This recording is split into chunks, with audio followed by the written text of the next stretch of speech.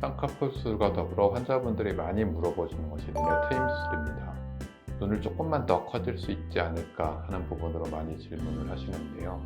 이 트임 수술이 모든 사람한테 가능하진 않습니다. 각 트임별로 본인한테 맞는 수술을 잘 정해서 하셔야 효과를 보실 수 있습니다. 안녕하세요. FI 성형외과 원장 박재현입니다. 오늘은 눈의 트임 수술에 대해서 설명을 좀 드리겠습니다. 트임 수술은 많이 알려진 대로 앞트임, 뒤트임, 밑트임, 그리고 최근에는 윗트임까지 4가지 방향으로 눈을 크게 할 수 있습니다. 눈이 살짝 커진다고 표현을 하시는데 눈의 비율이 중요합니다. 눈 동자만 봤을 때 가로, 세로 비율 보통 3대8 정도, 아몬드 크기 정도의 비율이 가장 좋다고 보고, 이 비율이 틀어진 부분, 가로가 길고 세로가 짧은 경우는 앞트임이나 뒤트임이 아닌 밑트임이나 쌍꺼풀을 키워서 세로 방향 비율을 늘려주셔야 되고요. 눈이 동그란 경우, 가로에 비해서 세로가 큰 경우, 눈이 동그란 경우는 앞이나 뒤를 떠서 눈을 좀 더 크게 할 수 있습니다. 나이가 들면서 가장 많이 변하는 게 눈꼬리가 올라가 보이는 것입니다. 또는 이 올라간 꼬리 대비 처짐이 많은 경우가 있습니다. 따라서 처짐이 많은 경우는 먼저 처짐을 해결을 해야 되고요. 상안검 수술, 피부 절제를 통해서.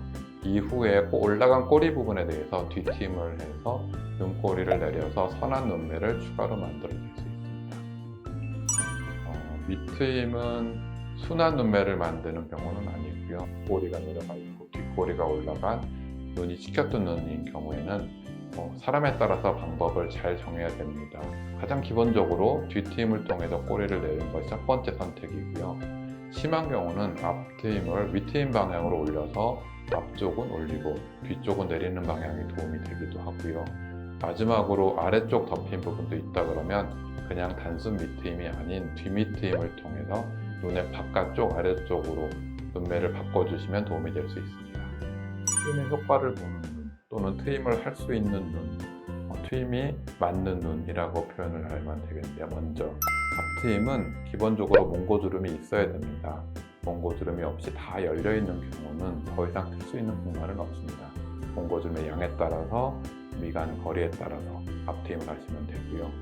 뒤트임은 뒤쪽 뼈와 눈 사이에 공간이 조금 있어야 됩니다. 뼈까지가 최대한의 양이라고 보고요. 그 공간이 없으면 뒤트임을 할 수는 없고요. 대부분은 3에서 5mm 정도 공간이 있습니다. 마지막으로 뒤트임은 눈동자를 가리고 있는 부분이 있는 경우, 아래 눈썹 부분이 눈동자를 가리고 있으면 밑트임으로 내려갈 공간이 있는 경우요. 이 부분이 다 드러나 있으면 더 이상 내리게 되면 오히려 삼배간이라고 표현하는 아래 흰자가 보일 수 있습니다. 그래서 밑트임이 필요한 눈은 동자가 가려진 부분 양에 따라 사용됩니다.